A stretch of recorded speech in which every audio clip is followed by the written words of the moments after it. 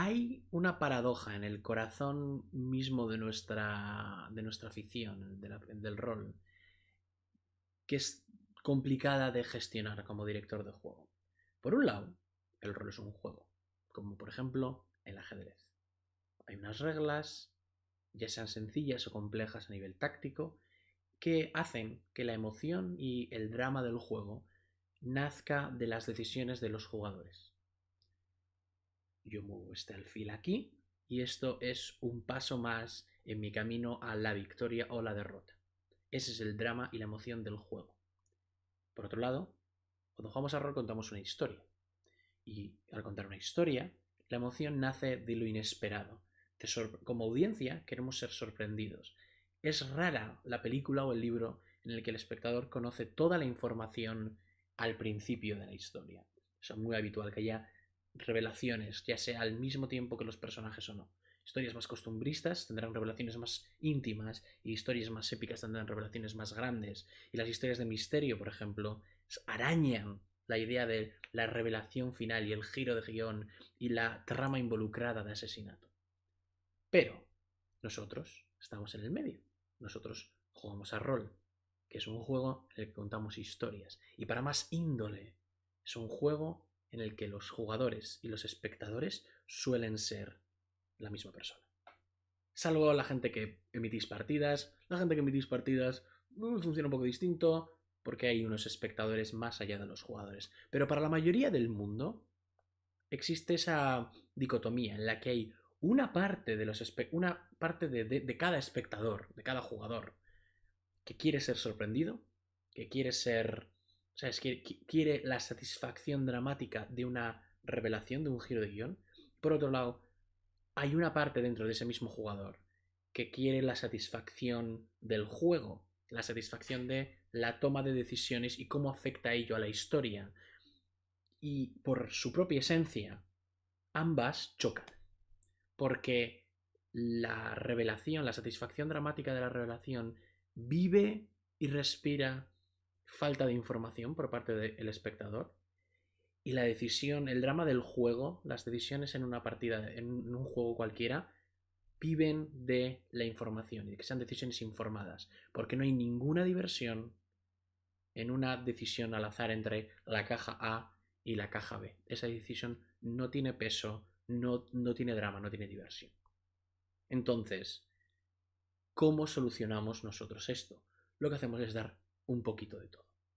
Lo ideal, y podemos tirar de los videojuegos en esto, en mi opinión, lo ideal es una línea de información.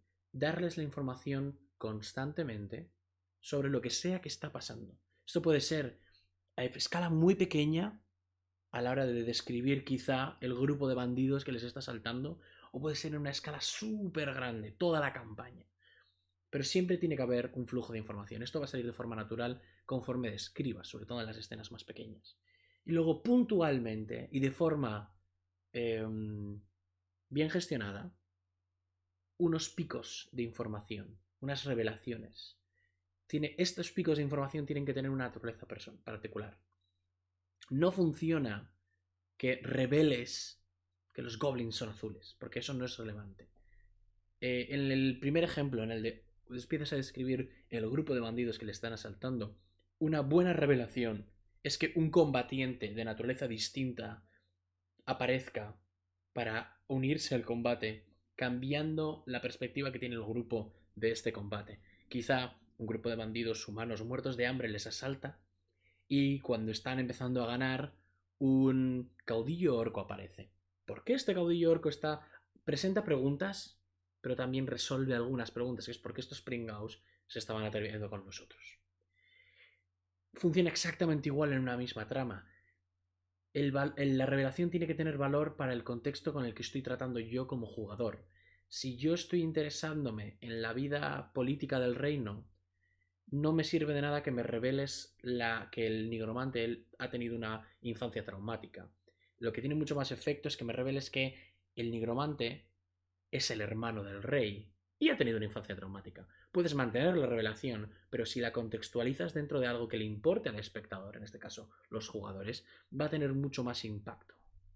También es importante tener en cuenta qué estás revelando y cuándo estás revelándolo. Porque lo último que quieres es darles una pieza crucial de información, uno de estos picos, como 5 minutos antes de que tomen la gran decisión final. Porque eso es muy frustrante para los jugadores. Quieres irte en el lado contrario. Quieres empezar con grandes revelaciones que cambien la forma de entender el problema para los jugadores.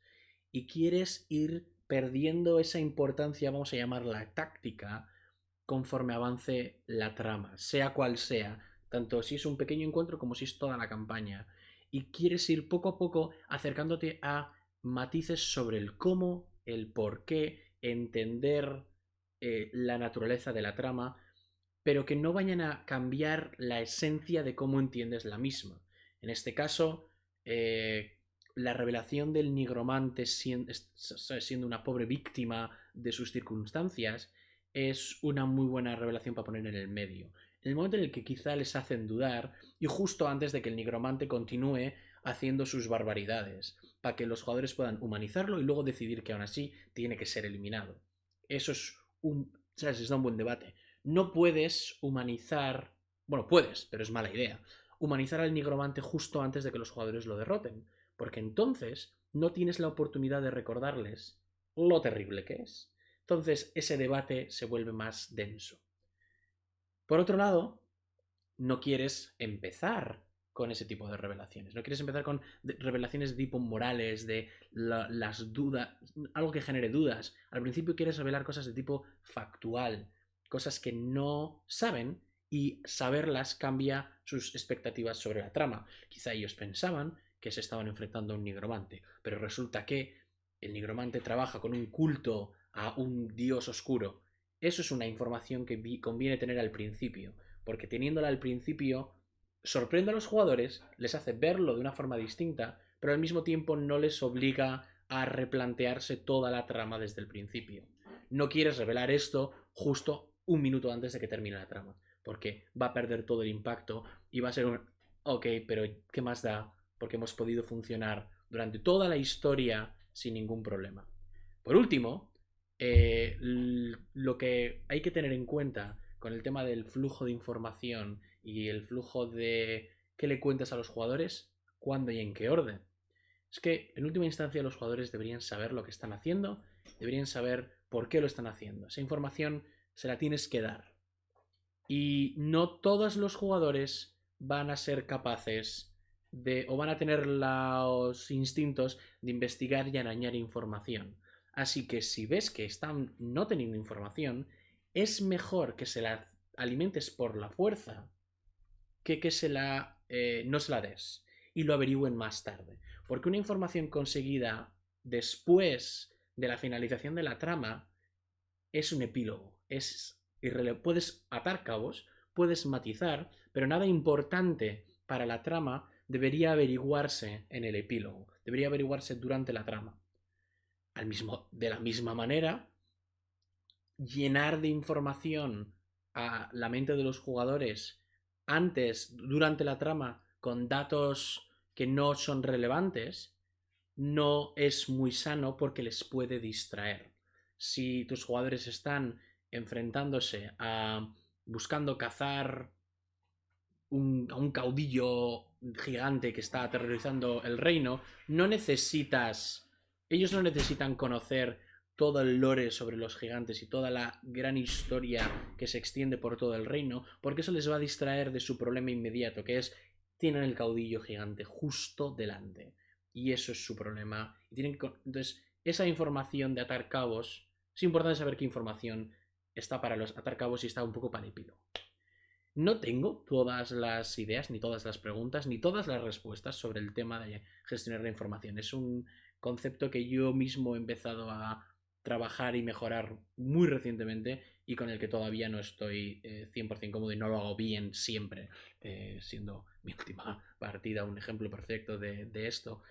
Pero creo que es un tema interesante para hablar de ello, para ver cómo lo hacen distintas personas. Sería genial que me contaseis exactamente cómo gestionáis vosotros la información.